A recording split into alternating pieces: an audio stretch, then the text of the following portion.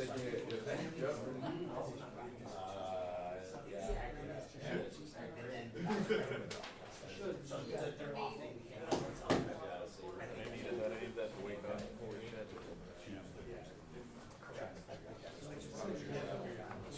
sort of woke up, alarms just did not work. Yeah, that's the worst. 9:05, what time? 9:40. That almost happened to me where like I woke up at like 8, and then I could probably get Oh, yeah, put my head down, and like 8:10 came around, and like the alarm went off, and I like had to jump out of it. I was like, I know, like get up. No, I guess you actually have to start your day. Not go to start at 10. Yeah. Here's what I knew I was going here. I think you're gonna be fine. I think there's One of those days. It's the weirdest thing when like all my shifts, well, for the most part they all end at like midnight, and then it's like okay on Wednesday, Yeah, be in turnaround. which is I like being here. tomorrow. Yeah, she was gonna try to come back around. I don't know what she did. This was in Hammer. Flying all through here. I think you're gonna be fine. I think it'll be slow. I think if you're on the 5, you'll be fine. We are on live. I think yeah, I think you'll be. Okay. Grown weather. Yeah, I know, right. Obviously, you can't predict the future, but yeah. The other thing that's weird is that driving in, by the mall, there's a sign that says leg effects no more than 10 o'clock. Yeah. So I'm like, okay, I'm fine. I drive 5 minutes and I went to 4. I'm like,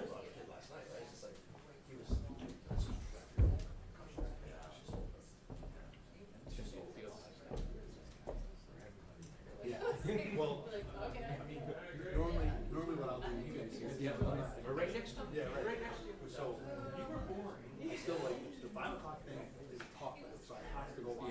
That's the way it works. But normally I'll shoot my stand-ups or I'll do it. Yeah. Today I'm like, I gotta probably shoot all my stand-ups. You feel that way. I like stand-ups just to have them. You know what I mean? You don't want to do it in snowstorm. Yeah, no. Do it in your car. To be honest, I have done it. I can get it done in the door. I've done that a couple times. Like there's a little overhang right there. You know, Like a little area. like right around the door. Yeah. You can functionally do it. Right. But yeah, so the plan, I was gonna at least shoot one for the time. Probably should just have one. But did you agree with Josh's assessment that probably here?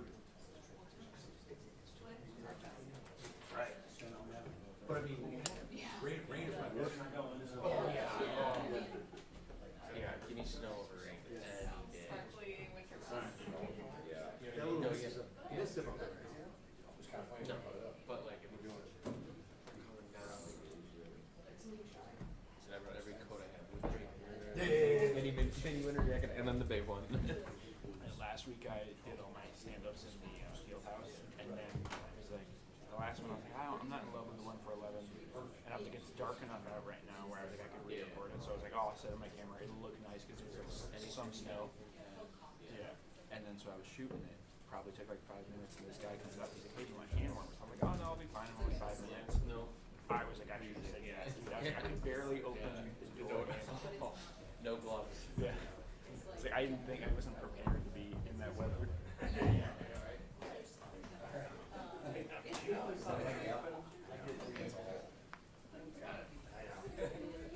You're right about that.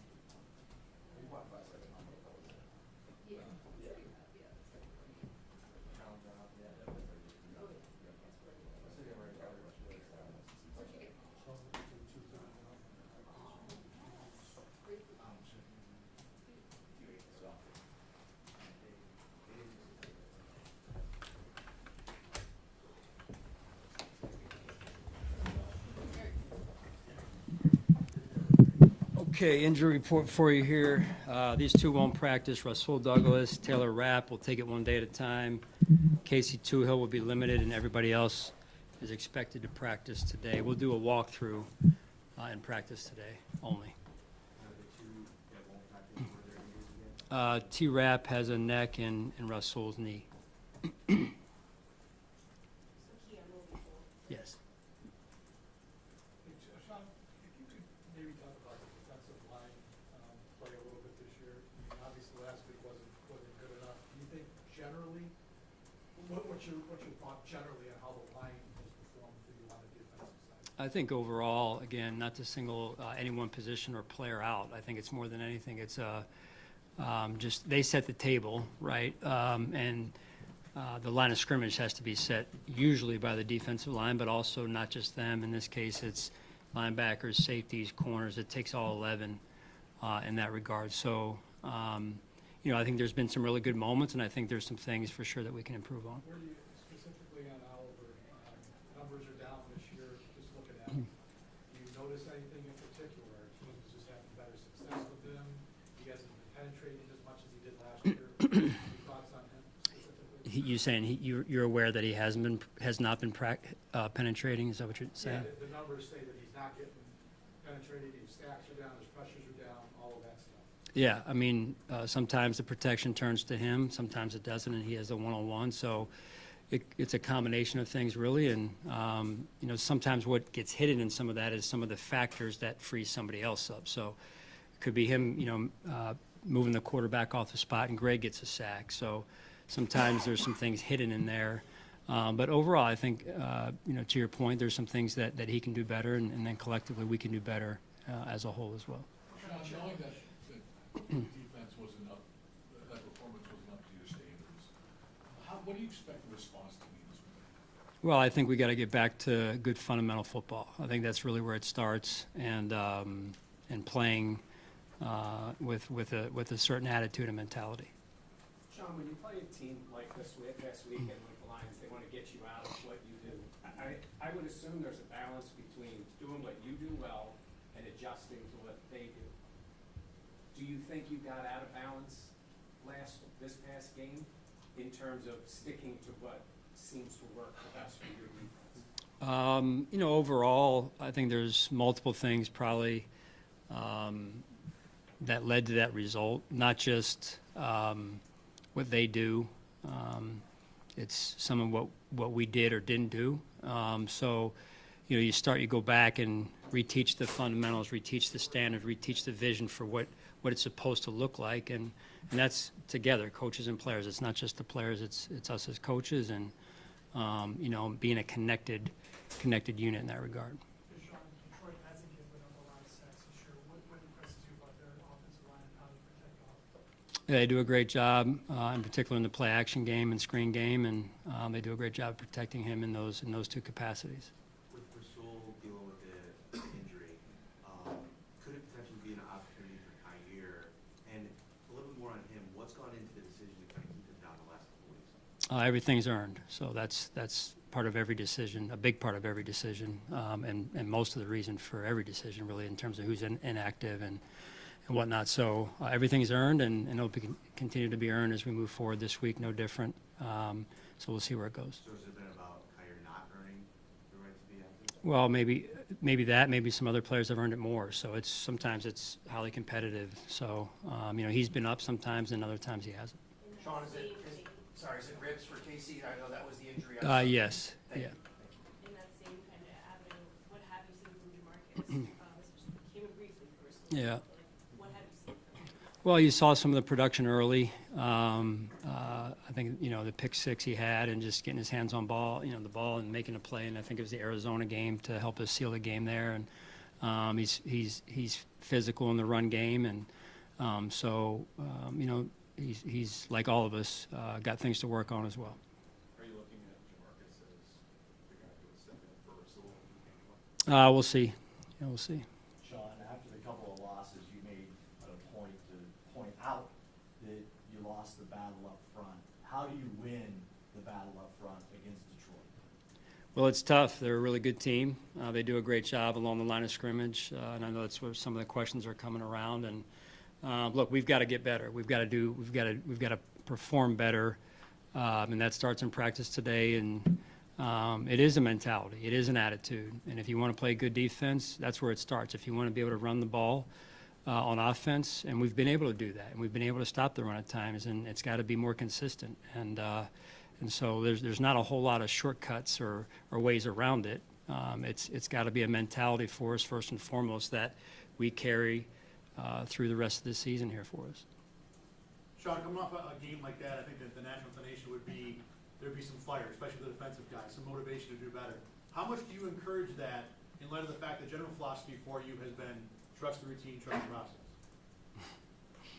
That's trust the routine and trust the process is certainly one approach, and certainly what I subscribe to. But within that is you better bring your heart, you better bring your guts, you better put it on the line, you better give max effort, you better put it on the line. And so that's never been two separate thought processes. The process is the process. It's the approach and the preparation, and then the mindset has always been the mindset of this is football, and you got to bring it every day, every week, and our players know that. We certainly have to improve in some areas, and that's one of them in terms of the line of scrimmage. How much is this a good reminder? I mean, you don't want to come off any loss, but how much is this a good reminder, especially where you are in the season and looking at the January? In a previous location, I think it was 14-0, and we took a loss late in the year, and then we came back stronger. I don't think, that being said, I don't think every situation is the same, and I don't think you can look at any situation and say, hey, we'll be fine. That's not my personality, right? There's a certain amount of reflection that has to go into why we got the result we got, and what are we going to do to learn from it.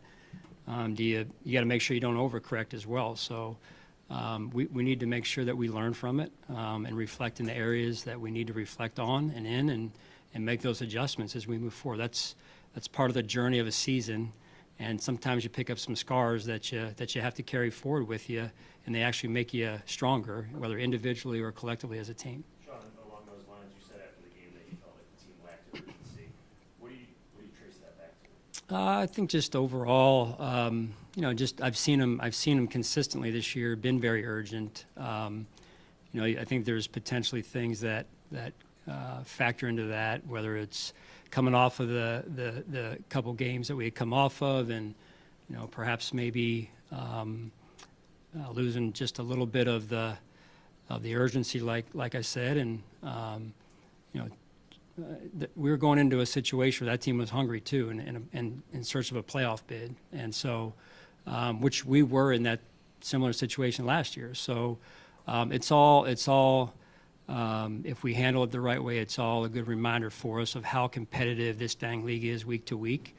And a lot of teams take a lot of scars on their way to having a darn good season, and we're having a darn good season. So what has to be in front of us this week is the opportunity that's in front of us, and quite frankly, the challenge that's in front of us, going against a 12-1 team, and at their place, it's going to be a heck of an environment. Yeah, so Balin will open his window, and Smoot as well today, and then Tylen will be in his third week of that window. Sean, you and Dan kind of seem like Dan Campbell, that is, you're kind of cut from the same cloth, so to speak, a little bit, the way you try to build a team and your culture. What's your relationship with him, and what do you make from what he's done there from afar? Yeah, a ton of respect for Coach. I don't really know him honestly that well, like I know some of the other coaches, but from afar. Certainly respect how he's doing things over there, and I think there's probably no two situations are the same, but the way he's gone in there and done some good things, I think holistically there's some similarities maybe.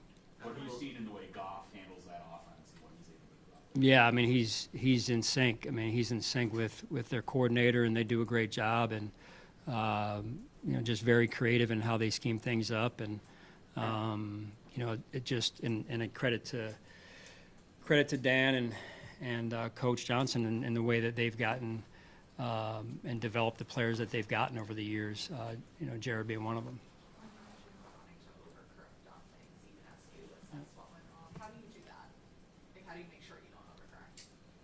Well, again, you reflect the necessary amount, but you also know what you believe in and what's been working, and you target the areas that that you feel need to be corrected, and you handle those with good, truthful conversations, and then you go to work. You go to work again. That's what we got to do. All right. All right. Thanks, guys.